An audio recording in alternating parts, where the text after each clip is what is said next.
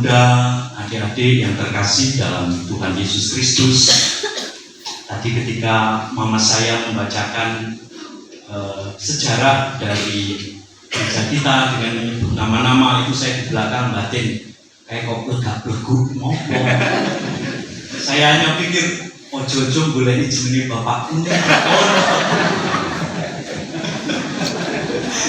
Tapi entah kenapa mungkin tulisannya terlalu kecil sehingga ketika Mas Pras membaca itu menyebut nama-nama para pendahulu kita yang sangat kita hormati, kita kasihi, dia agak grogi mungkin.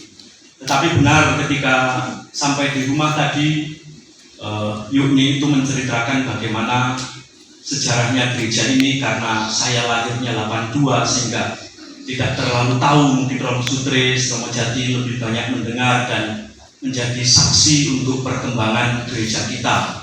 Gereja dalam arti tentu saja sebagai jemaat yang berkumpul, yang katanya tadi ada Mbah Busiri, Mbah Darmo, ada Mbah Mangun, Mbah Wir, generasi-generasi pertama yang waktu itu belum ada gereja katanya, tetapi masih berkumpul. Tetapi di situ sudah ada gereja dalam huruf G yang besar.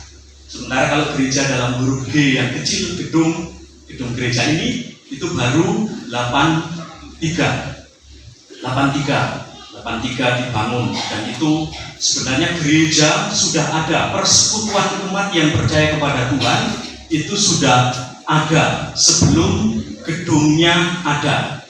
Karena memang keyakinan kita adalah siapapun, dimanapun ada orang-orang yang dibaptis, tinggal hidup di situ, gereja ada. Dan panggilannya sama, yaitu membawa warta keselamatan, membangun kerajaan Allah, yang bahasanya mungkin juga sering disamakan dengan membangun kesejahteraan hidup bersama masyarakat, membangun bonum comune, membangun kebaikan bersama. Dan itu panggilan dasar gereja yang jadi tugas kita juga. Maka betapa kita bersyukur, saya sendiri merasa bersyukur sekali menemukan atau mewarisi iman yang berkembang di tengah Pak Lek saya, Bu Lek saya, Bapak Ibu sekalian, sampai kemudian Romo Sutris menjadi Romo yang pertama dari stasi kita ini, dulu masih Sendang Mulyo, tapi sekarang menjadi stasi sendiri. Kemudian Romo Jati menyusul, kemudian saya ikut-ikutan Romo Jati dulu bahasanya. Lalu ketika saya milih projo, Romo Sutris juga tanya, oh kok ya milih projo? Pikirnya kan mau milih SCG atau milih apa, tetapi baru sekarang ini kami merasa bahwa panggilan menjadi imam itu mengurus keluarga sendiri, rumah tangga sendiri, ya keuskupan ya memang di Romo-Romo diosesan, Romo-Romo projo. Sementara kalau Romo kongregasi itu kebanyakan keluar dari keuskupannya karena karya mereka di negara lain juga. Sementara kami terikat dengan diosis, dengan keuskupan Tanjung Karang yang kita kasih ini.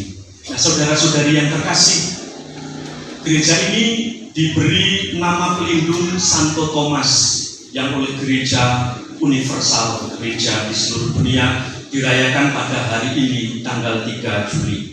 Bacaan Injil hari ini menunjukkan bagaimana kisah yang tercatat melalui kitab suci. Injil Yohanes menyebut beberapa kali nama Thomas.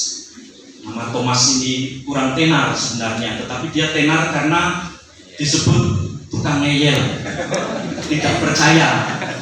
Bukan Thomas Sudarmo, Thomas Rasul ini, Thomas Rasul.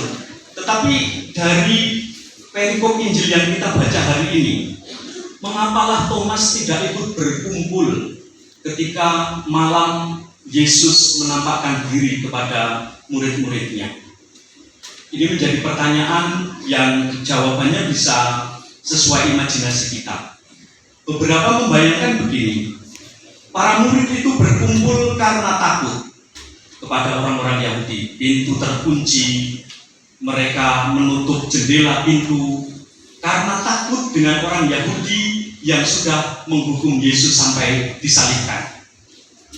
Maka ungkapan ketakutan adalah pintu terkunci, tidak berani keluar, akses terbatas. Tetapi Thomas di mana? Apakah Thomas lari ke kampungnya yang jauh untuk melarikan diri?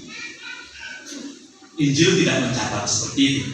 Tetapi ada yang merenungkan lebih baik, yaitu Thomas keluar mencari kebutuhan dari para rasul yang ketakutan itu. Thomas mungkin juga takut sebenarnya, tetapi dia menjadi salah satu yang tidak mengurung diri di dalam rumah itu bersama para murid yang lain, mungkin karena mencari makan untuk orang-orang yang ketakutan ini. Ini refleksi yang positif terhadap Thomas yang bolehlah kita kalau membaca kitab suci itu bertanya, kenapa Thomas pas malam itu tidak ada? Baru kemudian ketika Thomas hadir, ada bersama mereka, mungkin masih dalam situasi takut, Yesus datang. Dan rupanya Yesus mendengar ketika Thomas merasani dia. Kalau aku belum melihat mencucukkan jariku pada luka-luka di tangan dan lambungnya, sekali-kali aku tidak percaya. Sepertinya Yesus mendengar itu. Entah mendengarnya dari mana. Tetapi ketika 7 hari berikutnya Yesus menampakkan diri, lalu Yesus langsung mengatakan, setelah mengatakan damai sejahtera, lalu Yesus mengatakan, Thomas, taruhlah jarimu. Lalu Thomas justru mengungkapkan ungkapan iman yang sangat berani, yaitu ya Tuhanmu dan Allah. Ketika Yesus bangkit itu pertama yang mengungkapkan nama Tuhan, pakai istilah Tuhanku dicuri orang, itu Maria Magdalena menurut versi Yohanes. Tapi kemudian disusul ungkapan Thomas yang mengakui Yesus sebagai Tuhan dan Allahnya setelah dia bertemu secara pribadi dengan Yesus. Dia ini tipe kritis, Thomas ini memang tidak langsung percaya, dan kita menangkapnya ini bukan sebagai ngeyelan sebenarnya, tetapi orang yang berani untuk membuktikan secara sendiri sehingga dia kemudian yakin dan memiliki ungkapan iman yang istimewa, yang lebih daripada teman-temannya waktu itu yang masih ketakutan. Kita menimba atau belajar setidaknya satu nilai keutamaan dalam diri Thomas, yaitu berani. Setidaknya tidak ada kumpul pada mereka yang ketakutan dalam ruangan, dia entah di mana, tapi kita berpikirnya baik, dia mencari kebutuhan. Dia berani untuk ambil resiko bertemu orang-orang, entah dimusuhinya bagaimana, tetapi dia berani untuk keluar dari persembunyian untuk mencari sesuatu yang dipakai bersama. Nilai berani ini nilai yang kalau dalam permohonan kepada Roh Kudus, ini nilai yang kita juga mohonkan, roh keberanian.